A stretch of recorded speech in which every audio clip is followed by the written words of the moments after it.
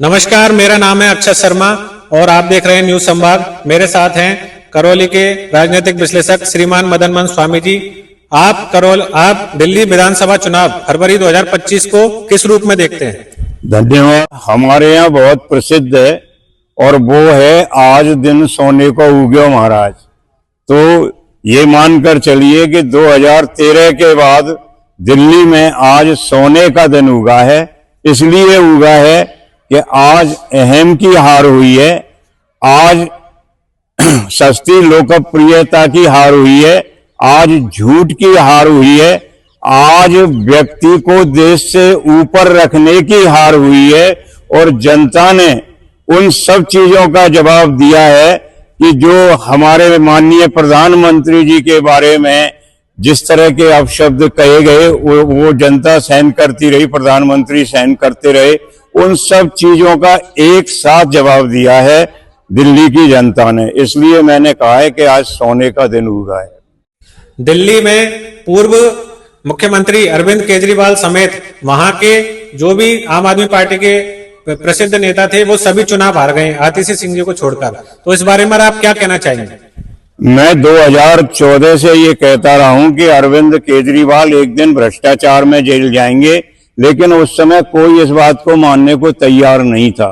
वो भ्रष्टाचार करते थे, सवाल करते थे भ्रष्टाचार के ऊपर और फिर सवाल करने के बाद भ्रष्टाचार करते थे।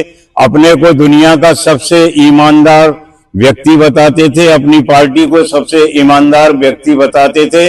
उन्होंने जो है न केवल शराब घोटाला कांड किया, ये तो उजागर है, बल्कि अभी बहुत सारे कांड उनके खुलने बाकी हैं। जिस तरह से उन्होंने शीश महल बनवाया या दूसरे अपने संबंधियों को, कार्यकर्ताओं को ठेके दिए।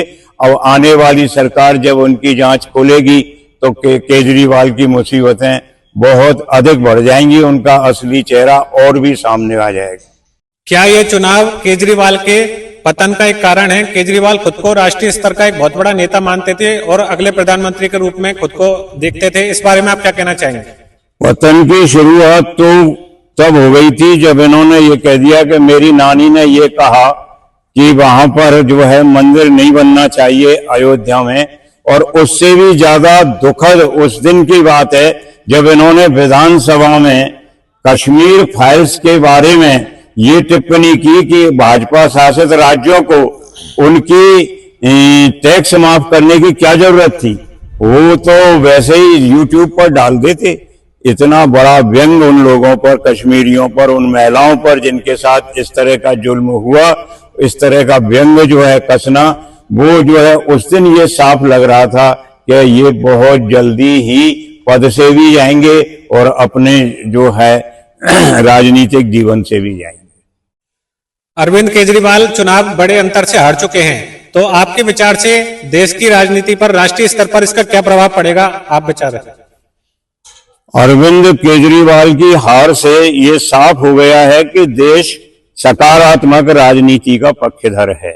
देश विकास चाहता है, देश अपना स्थान पूरे विश्व में एक सिरमौर राष्ट्र के रूप में, एक विकसित राष्ट्र के रूप में देखना चाहता है। नकारात्मक राजनीति जो अब तक विपक्षी दल करते आए हैं कि मोदी हटाओ, एक सूत्री कार्यक्रम, उनके पास और कोई कार्यक्रम नहीं, कोई घोषित भी नहीं किया उन्होंने, कोई समान न्यूनतम कार्यक्रम भी नहीं बनाया। अब इससे साफ जाहिर है कि मोदी ब्रांड ही देश में चले। अरविंद केजरीवाल के इस विधानसभा में इतनी बड़ी हार के आप कोई 5 कारण बताइए।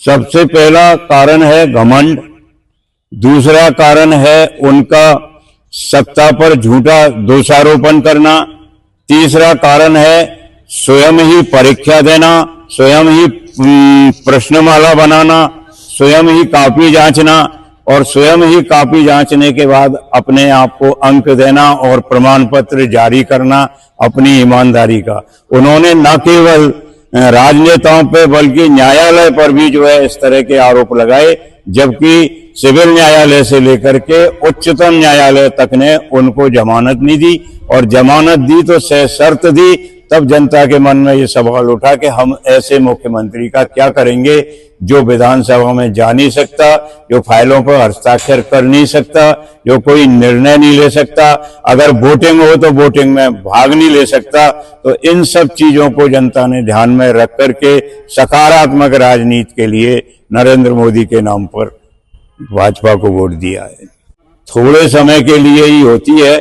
उस समय 2012-13 में दिल्ली में कांग्रेस की सरकार थी और संवेदनशील सरकार थी, भ्रष्टाचार के बहुत आरोप थे, निर्भया कांड उस समय हुआ था, तो लोगों को एक विश्वास था अन्ना हजारे जी के ऊपर, जो कि देश के जाने माने समाज सेवी हैं, जाने माने ईमानदार हैं, उन पर विश्वास करके जनता ने जो है इनको समर्थन दिया था। लेकिन इन्होंने राजनीतिक दल बना करके उस समर्थन का दुरुपयोग किया और फिर राजनीतिक दल बनाने के बाद अपना घर बनाने का जो है कार्य प्रारंभ है कि 2060 करोड़ का जो भ्रष्टाचार का आरोप शराबबंदी शराब नीति पर लग रहा है, उससे कई गुना भ्रष्टाचार इनका अब जग जाहिर होगा, क्योंकि इन्होंने भ्रष्टाचार के खिलाफ भ्रष्टाचार के अलावा कुछ किया ही नहीं है।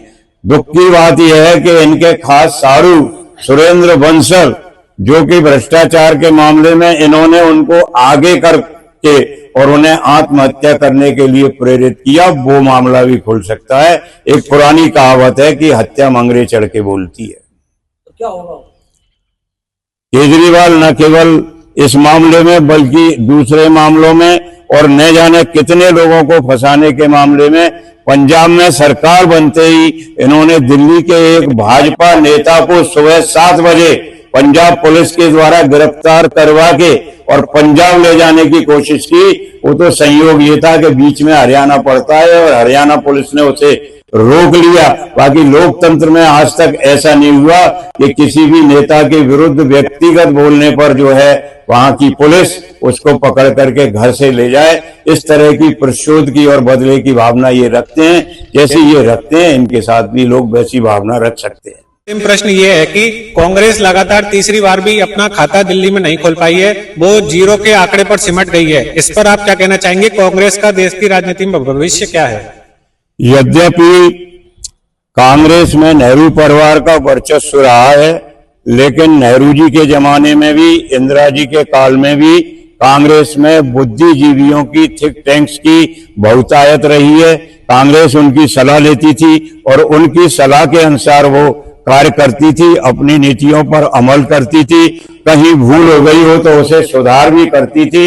लेकिन आज कांग्रेस पूरी तरह से 3 व्यक्तियों पर, माननीय सोनिया जी पर, माननीय राहुल गांधी पर और माननीय प्रियंका गांधी पर निर्भर हो गई है। कोई भी व्यक्ति, कोई भी समूह कांग्रेस के अंदर उनको अच्छी सीख देने की कोशिश करता है तो उसे बाहर का रास्ता दिखा दिया जाता है और ऐसे दल का पतन सुनिश्चित है। भारत का दिल है और भारत के दिल में एक ऐसा छेद जिसे हृदय की बीमारी कहते हैं, वो 2013 से पनप गया था और उसका ऑपरेशन बहुत जरूरी था। भारत की और विशेषकर दिल्ली की जनता ने बहुत समझदारी से उसका ऑपरेशन किया है। यद्यपि 2014 से 3 चुनावों में 7 सीटें दिल्ली की जनता ने भारतीय जनता पार्टी को मोदी जी के नाम पर जितवाई, लेकिन अब इससे ये साफ हो गया है कि जो लफाजीबाजी की राजनीति है, जिससे देश का बहुत नुकसान हुआ है, देश के बाहर जाकर के देश के विरुद्ध बोलने की एक नई प्रथा चालू की गई है। देश विरोधी तत्वों से सहयोग लेने में भी राजनीतिक दल गुरेज नहीं कर रहे हैं। उन सबका यह परिणाम होगा कि बहुत जल्दी ऐसे लोगों की विदाई हो सकती है। हो सकता है कांग्रेस के नेतृत्व में भी परिवर्तन हो जाए और जनता के उत्साह को देखते हुए कांग्रेस के वो लोग सामने आ जाएं जो कि राजनीति में बहुत समझदार हैं। कांग्रेस भी विवेक शून्य लोगों से भरी हुई नहीं है, लेकिन मुझे लगता है कि अब देश में द्विदलीय प्रणाली की व्यवस्था प्रारंभ हो सकती है और क्षेत्रीय दलों पर संकट आ सकता है। स्वामी जी, एक प्रश्न मेरा अक्षत के अलावा मैं करना चाहता हूँ आपसे, विनोद शर्मा। मिल्कीपुर उत्तर प्रदेश में चुनाव हुआ, भारतीय जनता पार्टी बड़े अंतर से चुनाव जीती है, लगभग 50,000 से। लोकसभा का चुनाव हुआ तो वहां भाजपा की हार हुई और जो प्रत्याशी आ रहे हैं वो सांसद के पुत्र हैं। अब इसको किस रूप में लेते हैं, ये क्या हुआ, क्या बदला पूरा हुआ भाजपा का या योगी जी रणनीति क्या है? 2024 के लोकसभा चुनाव में भाजपा ने जो 400 के पार नारा दिया, उसको विपक्ष ने संविधान संशोधन की ओर मोड़ दिया। उसके कारण अनुसूचित जाति और जनजाति के लोग एकत्र होकर के बहुत बड़ी संख्या में भाजपा को उन्होंने वोट नहीं दिया और इस हार को जो है उन्होंने राम की हार माना विपक्षी दलों ने, जबकि राम और कृष्ण की हार का कोई बिंदु राजनीति में नहीं है। मंदिर बना तो न्यायालय के आदेश से बना, नरेंद्र मोदी जी ने उसकी व्यवस्था की, न्यायालय के आदेश की अनुपालना की। उस संदर्भ में उनका ये दायित्व बनता था, हर सरकार का दायित्व बनता है।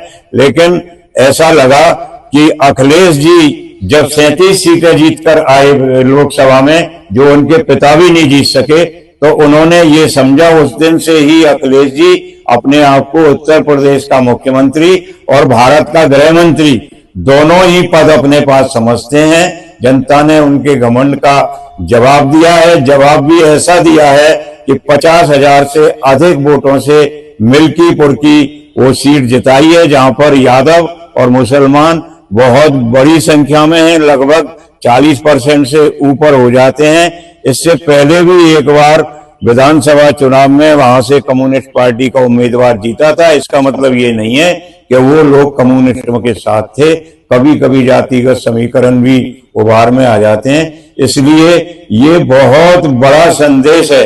अभी पिछले दिनों 11 में से 9 उपचुनाव योगी जी ने जीते हैं।